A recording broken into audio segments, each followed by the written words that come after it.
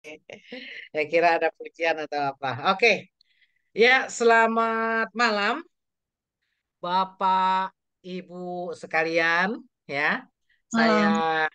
senang boleh berjumpa dengan saudara-saudara, walaupun melalui Zoom ya dalam acara Pati Bulum ini seri 12 Nabi Kecil ya.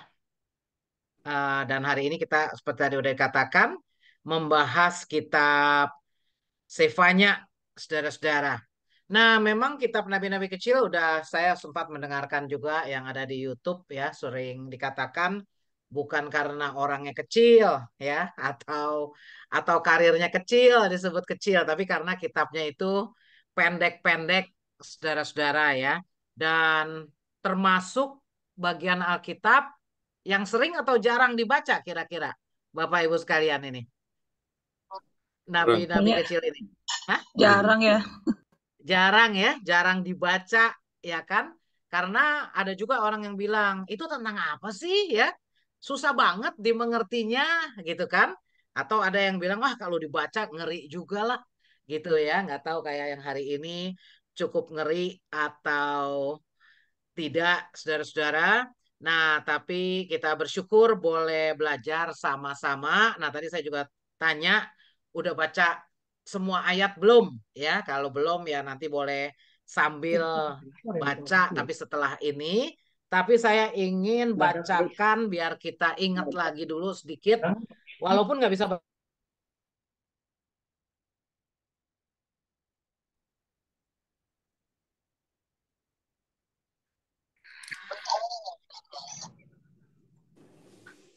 Muted, Bu.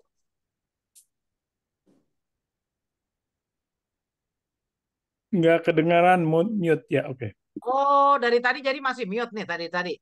Belum kedengeran. Atau Kayaknya tadi ada? kepencet. Kayaknya Baru Tadi kepencet. Bu, ada. baru Bu. Oh, tadi sempat sampai mana dengarnya? Nabi-nabi kecil bukan karena kecil, tapi karena Oh, baru seperti itu ya. Oke, tapi karena pendek-pendek, saudara-saudara. Nah, lalu juga tadi kayaknya udah sempat ada yang jawab ya. Jarang dibaca juga. Nah, lalu kenapa jarang dibacanya? Ada yang bilang nggak ngerti gitu kan? Ada yang bilang ngeri kalau kita baca ya, begitu kan? Dan mungkin alasan lain, tapi makanya bersyukur kalau teman-teman di GKI Pondok Indah menaruh perhatian sehingga benar-benar mau mempelajari kitab-kitab Nabi kecil ini ya. Nah, memang diharapkan sih sudah baca ya kan ya semua yang nggak panjang juga, cuma 3 pasal. Ya sekarang suara nggak ada masalah ya. Kalau ada masalah boleh di chat di situ, saudara. Cuma 3 pasal dan terdiri dari ya 53 sepertinya 53 18 15 33 ya. Lalu 20 itu kan saudara-saudara. Nah, kita mau baca beberapa ayat lah ya, supaya mungkin ada yang udah baca, tapi supaya kita ingat lagi gitu kan ya. Saya bacakan 7 ayat dulu deh ya, 7 ayat gitu. Oh ya, nanti juga selama pembahasan ada baiknya saudara tetap membuka kitab Sefanya ini ya. Jadi saya bacakan ya, Sefanya 1 ayat 1 sampai 7. Firman Tuhan yang datang kepada Sefanya bin Kusi. Nah itu ya bin Kusi, bin Gedalia, bin Amaria, bin Hiskia pada zaman Yosia anak Amon Raja Yehuda. Aku akan menyapu bersih segala-galanya dari muka bumi. Demikian firman Tuhan. Aku akan menyapu manusia dan hewan. Aku akan menyapu burung-burung di udara dan ikan-ikan di laut. Aku akan menjatuhkan orang-orang fasik dan melenyapkan manusia dari muka bumi. Demikianlah firman Tuhan.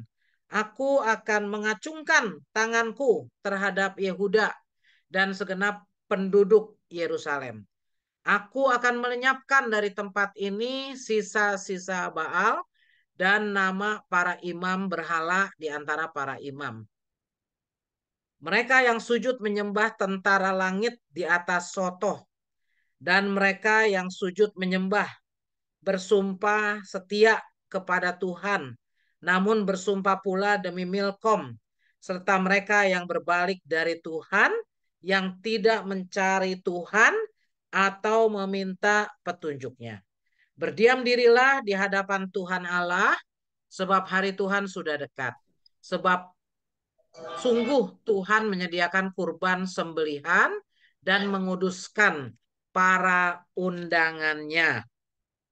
Ya, nanti saudara bisa lanjutkan lagi ya.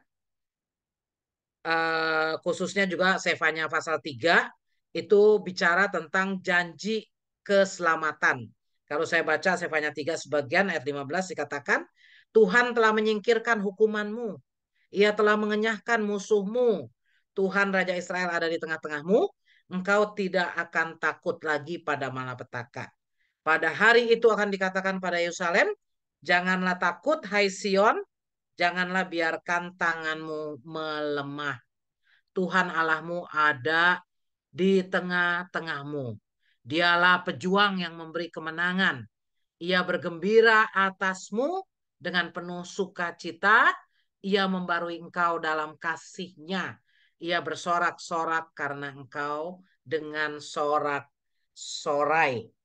Ya, nah itu untuk kita ya merasakanlah apa sih isinya kitab Sefanya itu ya, saudara-saudara. Nah, saya mau share screen ya. Sudah bisa share screen. Ya, share screen. Ya, ini kitab Sefanya. Jadi kita mulai untuk mengenalnya ya.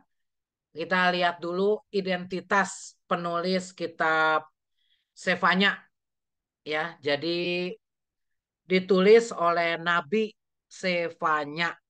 Dalam bahasa Ibraninya tulisannya seperti itu, saudara-saudara. Dan artinya ia yang disembunyikan oleh Tuhan.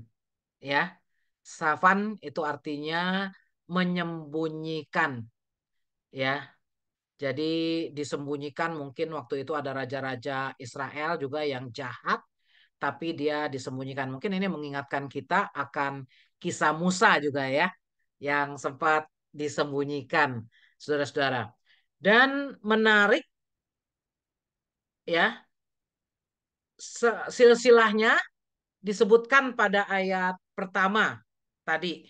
Pada ayat pertama dikatakan firman Tuhan yang datang kepada Sefanya, saudara ya. Lalu ada bin, ada berapa tuh binnya, saudara ya. Nah, ini dia disebutkan sampai 4 generasi ke belakang sampai Hizkia, saudara ya. Jadi dia berasal dari latar belakang istana juga, jadi kemungkinan sangat memahami seluk-beluk politik, perilaku, dan kebiasaan para raja, imam, maupun masyarakat pada zaman itu. Jadi dikatakan ayat 1 firman Tuhan yang datang kepada Sefanya bin Kusi, ya, anaknya Kusi dia, lalu bin Gedalia, ya, anaknya kakeknya ini Gedalia ya, bin Amaria, lalu bin Hizkia itu, saudara-saudara. Nah, waktu penulisan kitabnya ini terjadi pada masa pemerintahan Yosia bin Amon, saudara-saudara. Tadi jadi 4 keturunan ya. Eh, bisa dikatakan kalau dihitung jadi 640 sampai 609 sebelum Masehi. Ya, nah kalau zaman Raja Yosia itu dipuji karena melakukan, jadi nubuatannya terjadi pada masa pemerintahan Yosia bin Amon, katakan ya. Raja Yosia dipuji karena melakukan apa yang benar di mata Tuhan dan mengikuti jejak Daud. Nah, nubuatan Sefanya itu merupakan teguran akan dosa para raja pendahulu yang merajalela dan itu mempengaruhi kerohanian dan moral masyarakat, saudara. Jadi kalau rajanya baik, pasti juga kerohanian rakyatnya ke arah baik, saudara ya. Tapi kalau enggak, itu rupanya banyak yang melakukan tidak sesuai, saudara-saudara. Nah, apa keistimewaannya kitab Sefanya? Kita bisa melihat beberapa ciri khasnya, ya. Jadi yang pertama, kalau saudara mau kenal lagi kitab Sefanya, di situ Sefanya menjadi satu-satunya nabi yang memberikan informasi asal keturunannya dengan cukup rinci. Kadang-kadang ada nabi yang tidak terlalu jelas ya keturunannya, tapi tadi dengan kata bin ya, yang kita kenal, dia beritahukan ya siapa orang tuanya, siapa kakeknya. Nah, lebih di atas lagi. Nah, kitab Sefanya juga menyatakan penyataan paling luas dalam PL tentang hari Tuhan yang mendatang. Saudara udah bahas beberapa kitab nabi kecil atau juga nabi besar udah dibahas belum? Ya panjang kalau nabi besar ya. Nah, banyak yang bicara tentang hari Tuhan. Benar nggak? Saudara udah kenal kitab-kitab yang bicara tentang hari Tuhan?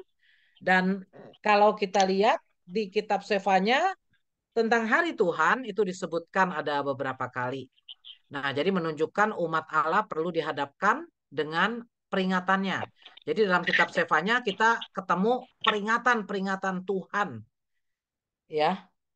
Jadi sampai Tuhan mengatakan bahkan aku akan menyapu bersih segala-galanya. Yang tadi ayat 2 itu kan udah menyapu bersih, Saudara. Itu Tuhan memperingatkan. Jadi kalau umat terus dalam dosanya, Tuhan akan menyapu bersih. Tapi juga ya, jadi ini banyak pola kitab Nabi itu ya seperti ini memang. Ada peringatan ya terhadap dosa yang mereka lakukan, tapi juga selalu ada janji keselamatan. Dihibur dengan janji Tuhan, saudara.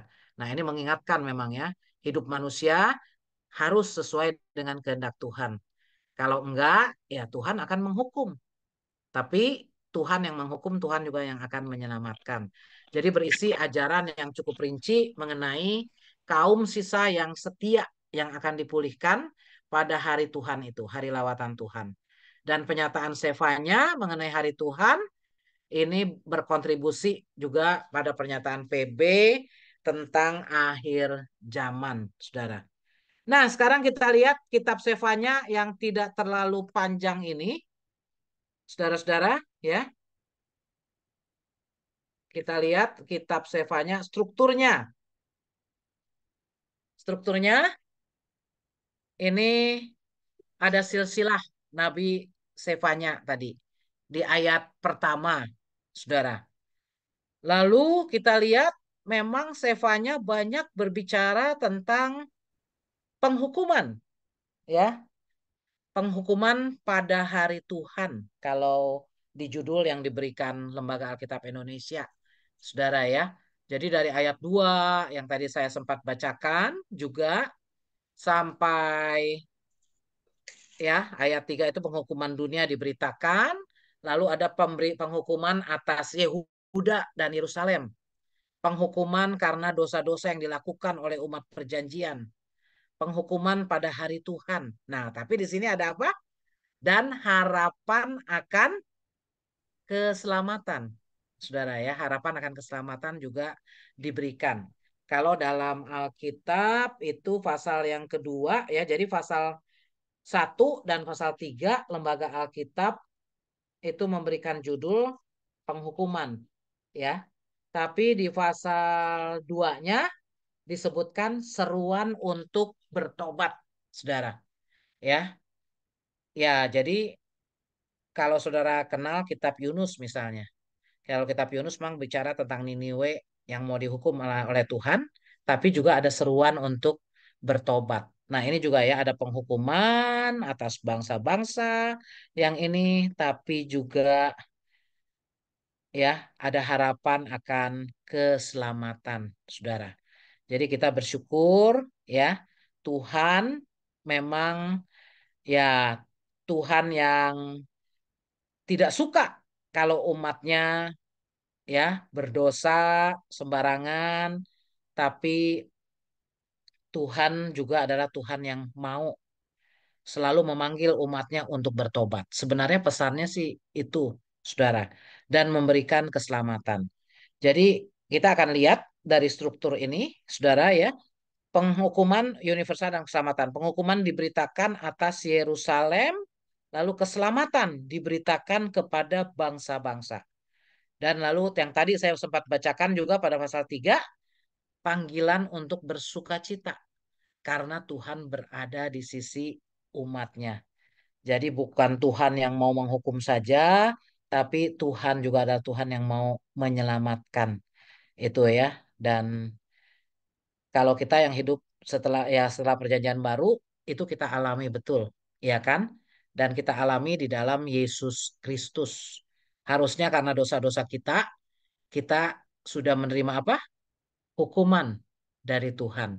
Tapi karena Yesus yang menanggung dosa kita, maka Ia menyelamatkan, saudara. Nah, jadi ini strukturnya ya, ayat-ayatnya. Jadi ini kita akan bahas satu persatu ya. Yang pertama ini penjelasan kitab Sefanya sesuai struktur ya. Yang pertama itu adalah silsilahnya. Dia jadi adalah keturunan keempat dari Raja Hizkia ya.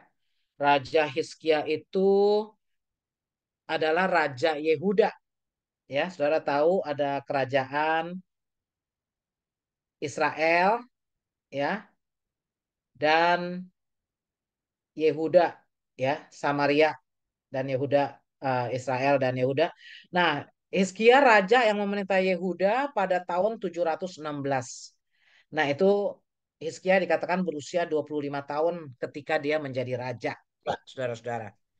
Tadi dikatakan Sefanya di tahun berapa? Ya, kemungkinan di tahun 640. Nah, itu dihitung dari 4 keturunan ini.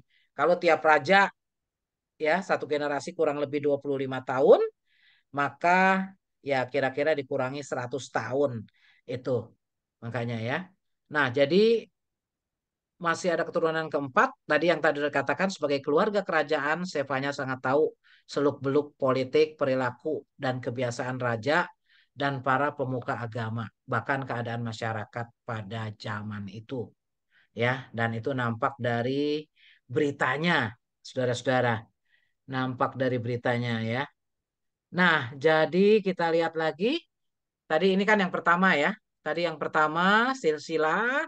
Lalu kita masuk penghukuman dunia diberitakan. Ya, penghukuman dunia diberitakan. Ini tadi yang kita baca ya. Aku akan menyapu bersih segala-galanya dari muka bumi. Aku akan menyapu manusia dan hewan.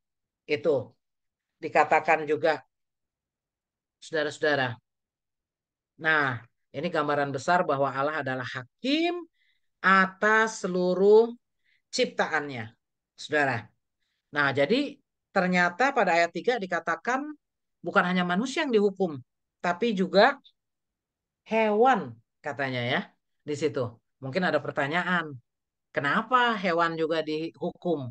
Padahal manusia yang berdosa, ya kan?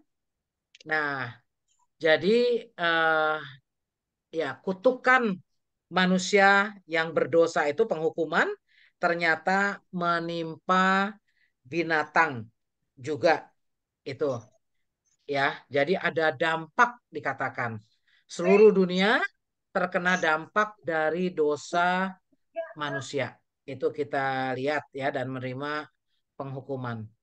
Lalu pada ayat 4 sampai 6, kalau saudara lihat lagi juga ya, saudara bisa baca di Alkitab saudara, 4 sampai 6 dikatakan, aku akan mengacungkan tanganku terhadap Yehuda dan segenap penduduk Yerusalem, ya.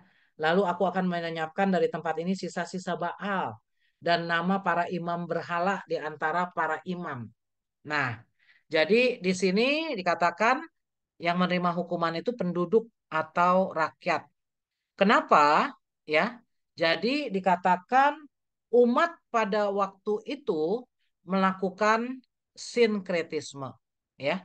Sinkretisme eh, dikatakan di sini ya, mereka ada para imam ya, tapi juga di sini Tuhan marah karena ada sisa-sisa Baal. Dan juga Tuhan marah atas nama para imam berhala dikatakan. Lalu juga mereka yang sujud menyembah tentara langit di atas sotoh. Dan mereka yang sujud menyembah bersumpah setia kepada Tuhan, namun bersumpah pula demi Moloch. Ya, bersumpah pula demi Milkom, saudara. Lalu dikatakan ayat 8 itu, serta mereka yang berbalik dari Tuhan, tidak mencari Tuhan, atau meminta petunjuknya. Saudara ya. Nah, jadi di sini ada masalah apa? Saudara, ya. Ternyata di sini mereka sebenarnya dikatakan sujud menyembah, udah bersumpah setia kepada Tuhan. Jadi mereka menyembah Tuhan, tapi mereka juga tetap melakukan ya, boleh dikatakan yang salah benar-benar atau bejat di mata Tuhan di rumah-rumah mereka. Apa kesalahannya? Mereka juga menyembah kepada Baal dan berhala-berhala. Seperti tentara-tentara langit, bersumpah demi dewa Milkom. Itu kan ya, dewa Milkom, saudara. Nah, disinilah terjadi sinkretisme, saudara.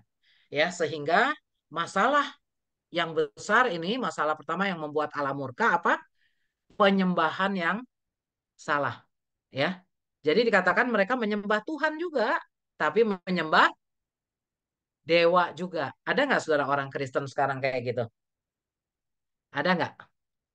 Ya, saya masih Ada. kadang-kadang mendengar ya di tempat-tempat tertentu, ya udah ke gereja katanya, aktif gereja, ya.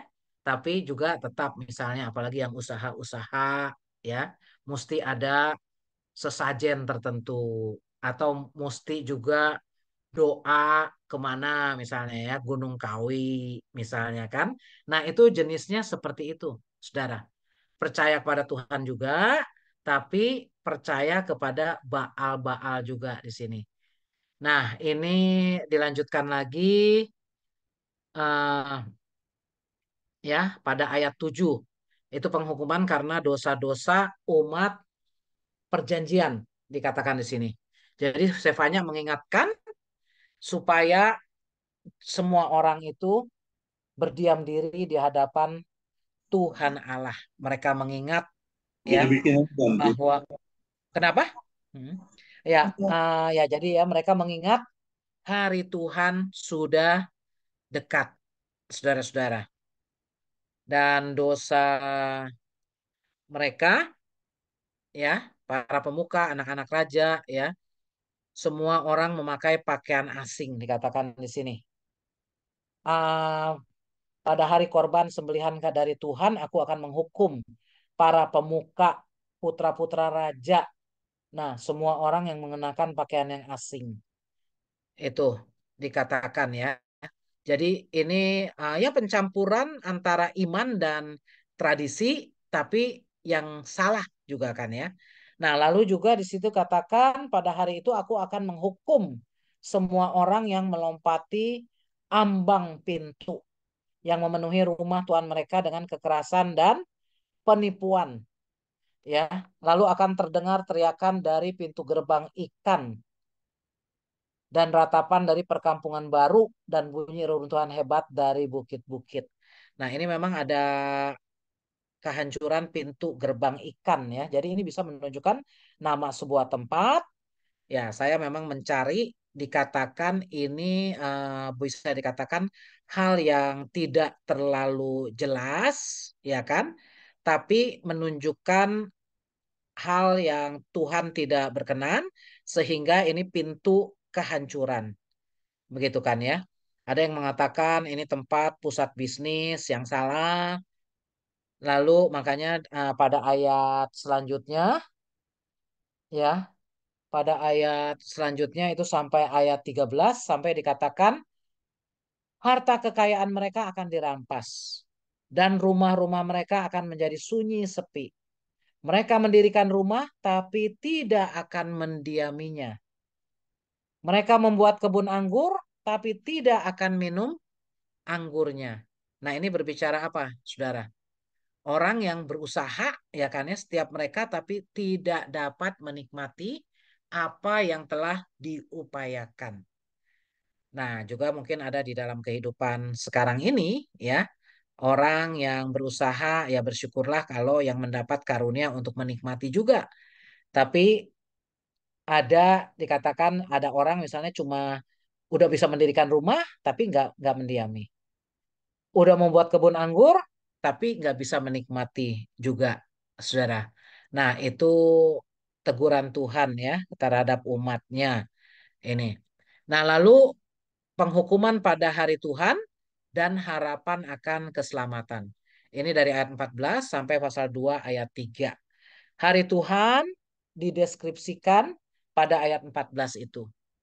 Ya, hari Tuhan dideskripsikan ini sebagai yang negatif semua ya. Dikatakan hari itu hari kegeraman ya. Jadi hari Tuhan itu pahit katanya ya. Pahlawan juga pasti akan menangis. Hari itu adalah hari kegeraman, hari kesusahan dan kesulitan, hari kemusnahan ya, hari kegelapan dan kesuraman, hari berawan, hari peniupan sangkakala dan pekik tempur. Di sini memang karena memperingatkan supaya umat bersiap menghadapi hari Tuhan ya. Kalau nggak bersiap mereka akan mengalami hari Tuhan ini menjadi hari yang menyedihkan, saudara. Nah, ini penghukuman dunia ya dan keselamatan juga akan dijanjikan ya. Yang Allah akan lakukan pada manusia pada ayat 14. Di situ juga tata yang tadi saya udah katakan. Lalu itu hari Tuhannya sudah, lalu aku akan mendatangkan kesusahan atas manusia. Ya, sehingga dikatakan mereka akan berjalan seperti orang buta. Ya, jadi nggak lihat apa-apa. Itu, saudara-saudara. Darah mereka akan tercurah seperti batu. Ya, berarti nggak jalan, saudara ya, darahnya kan. Kalau tercurah seperti batu dan usus mereka seperti tai. Ya, mohon maaf ada kata-kata itu juga ya, saudara ya. Itu dikatakan gambaran yang tidak berharga. Hmm. Lalu pada saat itu emas dan perak tidak dapat menyelamatkan mereka. Itulah penutup dari pasal 1, saudara. Ya, penutup dari pasal 1 itu bunyinya perak atau emas tidak dapat menyelamatkan mereka pada hari kegeraman Tuhan. Jadi hari Tuhan itu bagi kalau umat berdosa tidak bertobat itu Tuhan marah dan pada saat itu perak atau emas tidak dapat menyelamatkan mereka. Seluruh bumi akan dilahap habis oleh api cemburunya. Ya, luar biasa saudara. Sebab kebinasaan bahkan kebinasaan dahsyat didatangkannya atas segenap penduduk bumi. Itu saudara-saudara. Itu gambaran pada hari Tuhan kalau manusia tidak mau bertobat, saudara. Nah, ini sampai pasal 1 semua ya. Udah ada gambaran pasal 1, makanya kenapa dikatakan membicarakan tentang penghukuman Tuhan dan kesalahan mereka apa. Nah, itu mereka mendua hati. Ya. Nah, sekarang kita masuk pasal 2 ayat 3 ayat 1 sampai 3-nya ya. Ada hari Tuhan yang udah dikatakan itu akan menjadi penghukuman bagi mereka, tapi pasal 2 seperti tadi saya katakan itu merupakan seruan untuk bertobat. Ada tawaran keselamatan menjelang datangnya hari Tuhan. Nah, jadi Tuhan memang nggak pernah menghukum ya langsung begitu kan? Ya kalau saya langsung ingat pada Niniwe juga kan, Niniwe udah bersalah ya kan, tapi ada Yunus disuruh beritakan itu, suruh mengingatkan. Nah di sini juga tawaran keselamatan menjelang datangnya hari Tuhan. Ini pada ayat 2, pasal 2 ayat 1 dikatakan berkumpullah dan berhimpunlah. Masih dikatakan hai bangsa yang tak tahu malu ya. Wah, itu keras sekali kan tegurannya ya. Jangan sampai kalau kita dikatakan juga, hai umatku yang nggak tahu malu, katanya gitu kan ya. Jangan sampai. Tapi kita harus makanya betul-betul mau bersyukur pada Tuhan, taat kepada Tuhan. Kalau nggak tahu malu itu ya Tuhan sebenarnya udah memberikan anugerahnya. Tapi kita tetap suka dalam dosa. Nah itu ya bangsa yang tidak tahu malu, saudara-saudara. Nah, jadi bersemangatlah dan berkumpullah ya. Nah, ini kata berkumpul seperti mengumpulkan jerami itu, saudara ya. Seperti mengumpulkan. Jadi bangsa Yehuda tidak lagi dianggap sebagai umat Tuhan dan tidak dikehendaki Allah itu ya. Oh, bangsa Yehuda sempat dikatakan sebagai bangsa yang acuh tak acuh ya. Tadi itu ada kata jerami di sini. Jadi eh, nuansa ada kata jerami berkumpullah bahwa umat Tuhan itu dianggap tidak lebih dari jerami. Jadi ya mudah banget sebenarnya kalau Tuhan mau membakar, menghanguskan. Tapi Tuhan memberi kesempatan, dikatakan saudara. Nah lalu pada ya itu eh, kemudian dikatakan sebagai bangsa yang acuh tak acuh itu juga dari bangsa yang tidak tahu malu itu kan. Jadi itu bangsa yang tidak dirindukan atau tidak diinginkan dikatakan ya. Jadi ini bangsa yang Tuhan tidak inginkan jadi ya kalau andai kata mereka tidak berbalik. Tapi pasal 2 ayat 3 ya, pasal 2 ayat 3 itu di situ ada dikatakan ya, ini makanya kuncinya juga dikatakan carilah Tuhan, hai semua orang yang rendah hati di negeri, yang melakukan hukumnya. Orang yang nggak acuh tak acuh kalau tadi kan, orang yang acuh tak acuh, orang yang nggak tahu malu ya istilahnya itu saudara ya. Tapi carilah Tuhan, hai semua orang yang rendah hati di negeri, yang melakukan hukumnya. Carilah keadilan, carilah kerendahan hati. Mungkin saja kamu akan terlindung pada hari kemurkaan Tuhan. Nah, jadi ya di tengah-tengah Tuhan menyatakan hukuman yang akan dia berikan, tapi juga ada seruan pertobatan. Nah, berita Sefanya ya sama juga ya di Amos segala itu ada ya panggilan carilah Tuhan, saudara. Jadi Sefanya memberi petunjuk bagaimana umat bisa terlindung pada hari Tuhan itu dari kemurkaan Tuhan. Bagaimana umat bisa terlindung? Ketika umat mau berbalik mencari Tuhan. Ya, mereka bisa berbalik kalau mereka mau merendahkan hati mereka. Ya, ya saudara-saudara ya, dan dari umat yang tidak memperhatikan apa yang Tuhan kehendaki, tapi mereka melakukan hukum Tuhan dan mencari keadilan. Saudara-saudara. Nah, lalu setelah itu dilanjutkan ya, kalau tadi peringatan atas umat. Nah, kemudian dilanjutkan penghukuman atas bangsa-bangsa di sini, saudara.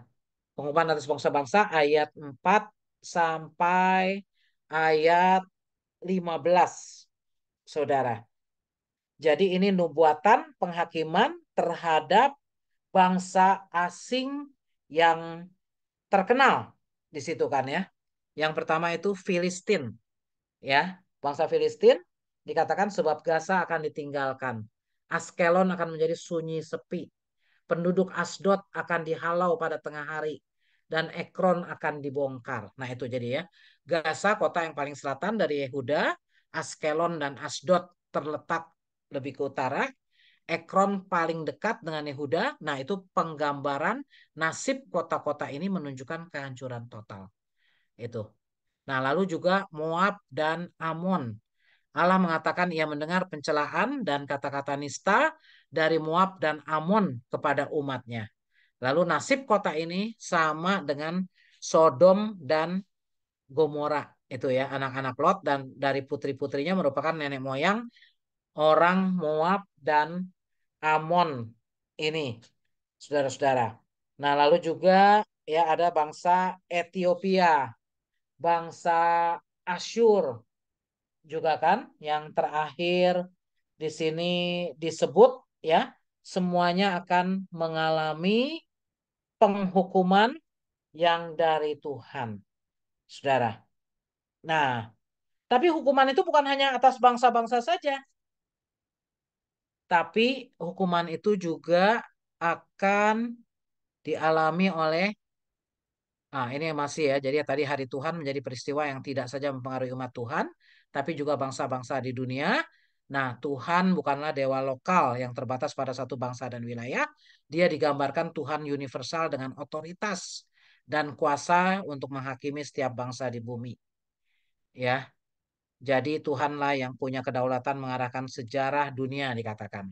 Nah, tapi penghukuman juga diberitakan atas Yerusalem, yang kota di mana ada bait Allah.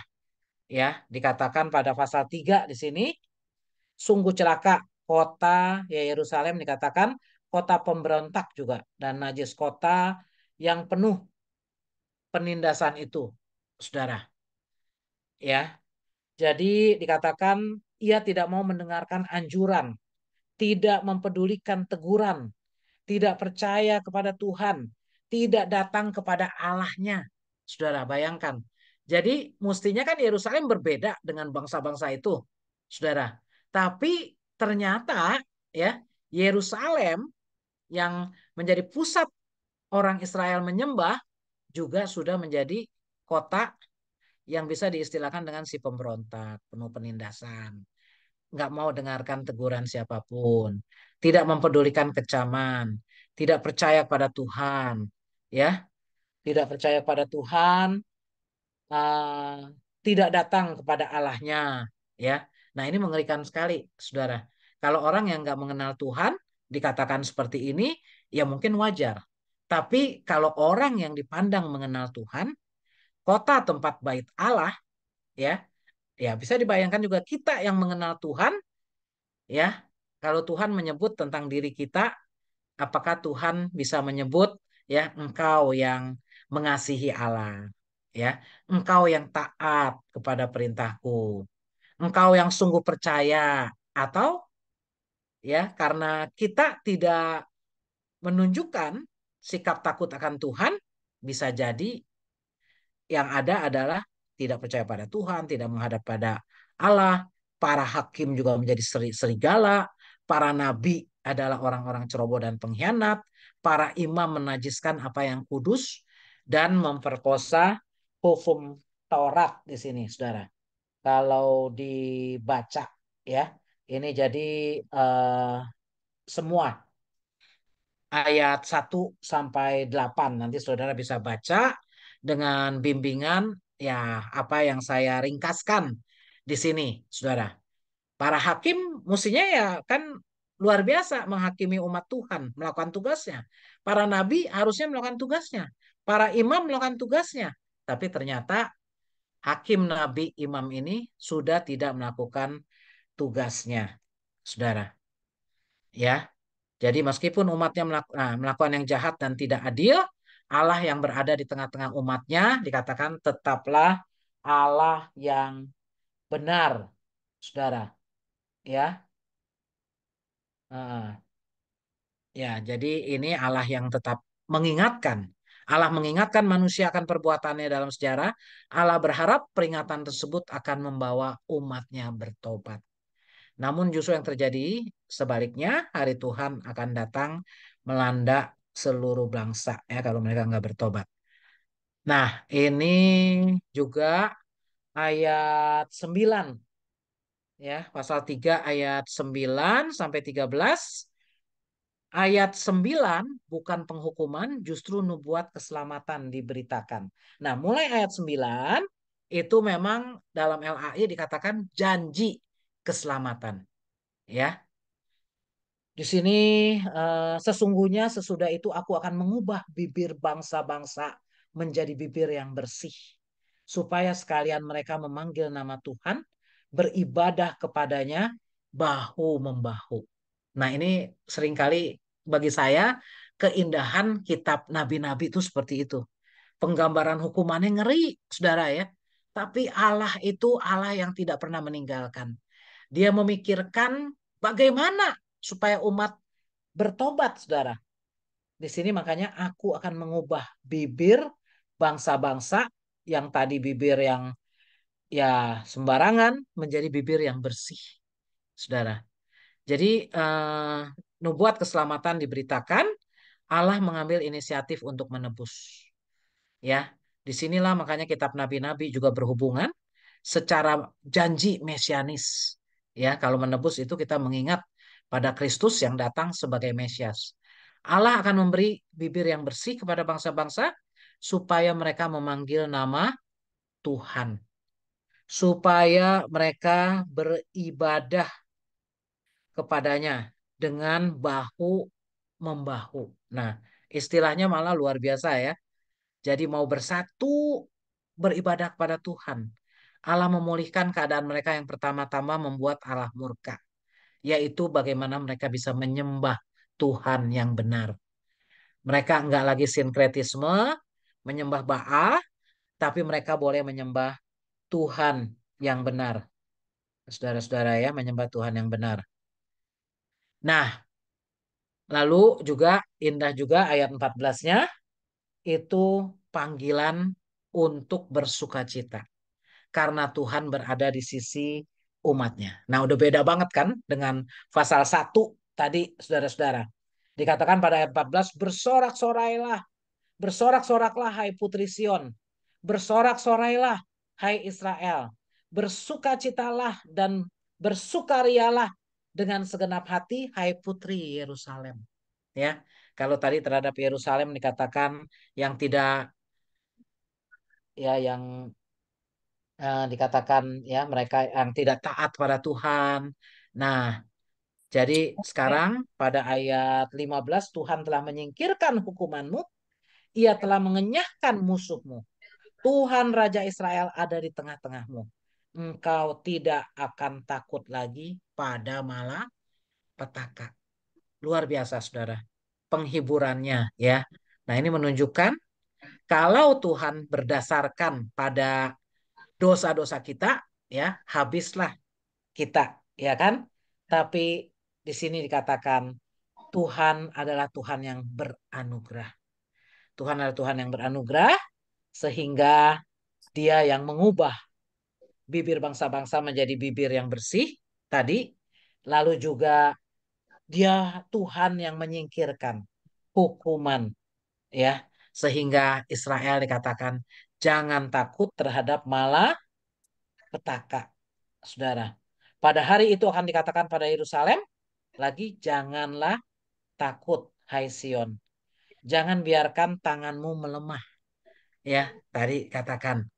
Nah, jangan takut ini. Jadi ada cerminannya, ya. Jadi ada apa ini ya? Biasanya Raja Israel yaitu Tuhan ada di tengah-tengahmu. Juga dikatakan ya, diulang lagi Tuhan adalah ada di antaramu. Lalu di tengahnya itu jangan takut, jangan takut. Ya, A. Jadi di ini kan dengan A aksen terakhir ya, indah, B juga ya, B aksen sama. Nah, lalu C-nya juga. Ini sebuah cara penulisan ya yang indah sekali. Saudara lihat kan, bersukacitalah karena Allah yang ada. Nah, lalu Tuhan akan bergirang karena engkau dengan bersukacita. Ya, udah beda sekali dengan yang tadi kita baca penghukuman ya, kegeraman Allah, kemarahan. Tapi sekarang jadi panggilan untuk bersukacita karena Tuhan ada di sisi umatnya. Nah, menjelang penutup ini pasal 3 ayat 18 sampai 20 dikatakan ya 18 seperti pada hari aku akan menyingkirkan malapetaka darimu sehingga engkau tidak lagi menanggung cela. Aku akan bertindak terhadap semua penindasanmu. Aku akan menyelamatkan yang lumpuh, mengumpulkan yang tercerai-berai. Ya, menunjukkan apa, Saudara? Menunjukkan Allah sebagai gembala. Seperti yang Yesus lakukan, Saudara ya. Jadi berarti di sini hubungan antara Allah dan umatnya dipulihkan dan menimbulkan sukacita. Allah digambarkan sebagai gembala yang menjaga, memulihkan, menyatukan kawanan dombanya. Umat Allah akan dipuji dan dihormati di antara bangsa-bangsa, saudara ya. Nah, jadi eh, aku akan membuat mereka yang dipermalukan menjadi terpuji dan ternama di seluruh bumi. Pada waktu itu aku akan membawa kamu pulang. Pada waktu itu aku akan mengumpulkan kamu, sebab aku akan membuat kamu menjadi ternama dan terpuji di antara semua bangsa di bumi dengan memulihkan keadaanmu di depan matamu sendiri, firman Tuhan. Ini benar-benar nubuatan yang sekarang bisa kita alami kan? Karena Yesuslah yang menjadi gembala kita, ya. Maka kita akan dibawa pulang oleh Tuhan. Umat Allah akan dipuji, dihormati di antara bangsa-bangsa, saudara-saudara. Nah, jadi kalau saya sendiri, apa yang bisa direnungkan, ya, bagi kita, kitab Sefanya ini, ya, tadi dengan kita melihat penutupnya itu, pemulihan yang dari Tuhan. Dan ini digenapi di dalam Yesus Kristus. Jadi, PL juga berbicara tentang penggenapan perjanjian Tuhan. Yesus adalah penggenap teologi yang kita kenal dengan covenant teologi. Covenant teologi itu adalah teologi perjanjian dan itu tampak sekali dalam kitab Sefanya. Ya, jadi Tuhan yang ya Yesus yang menjadi Tuhan dan pengantara kita sehingga ini bisa terjadi yang ada dalam kitab Sefanya ini, saudara, bahwa pemulihan itu ya ini bisa terjadi karena Yesus. Nah, jadi pribadi Yesus harus menjadi sentral juga dalam kehidupan orang Kristen. Kita mengalami bagaimana Tuhan yang memulihkan kita. Dan kita juga harus senantiasa berjaga, menantikan hari Tuhan yang mengacu pada kedatangan Kristus kali yang kedua. Dan kita harus menjadi alat Tuhan menyampaikan firman-Nya, menentang kemerosotan moral manusia ya. Jadi kita harus menjadi pemberita firman dan konsisten menjadi contoh hidup benar dan setia ya. Kita dipanggil untuk hidup benar dan setia, hanya beribadah kepada Tuhan. Jangan ibadah pada Tuhan juga kalau hari Minggu, kalau hari biasa usaha ya, minta pertolongannya mungkin ya lihat bintang katanya ya, doanya disotoh itu ya lihat alat-alat langit katanya ya di situ juga ya atau juga kepada dewa tertentu. Nah, itu jangan sampai tapi kita boleh menunjukkan hidup benar dan setia hanya beribadah kepada Tuhan dalam semua aspek kehidupan kita. Nah, saudara-saudara, ya telat dikit mungkin ya 50 menit atau tadi ya. Jadi eh, itu yang kita pelajari pada hari ini. Kira ya. Mm-mm. Baik, terima kasih Ibu Pendeta. Ya. atas penjelasannya yang kaya sehingga kami semua bisa memahami kitab Zefanya ini dari pasal 1, 2, dan 3 secara sistematis ya Bu. Karena memang bidang Ya, Ibu sistematik ya Bu. ada gambaran ya jadinya ya, ada Iya, kelihatan gambaran. Bu. Kelihatan sistematisnya. Jadi ternyata Ibu teologinya bidangnya sistematik ya Bu. Jadi emang Ya, berurut. puji Tuhan. Bapak Ibu, kita akan mulai berdiskusi. Bila ada Bapak Ibu yang ingin bertanya, bisa melalui chat atau langsung open mic ya.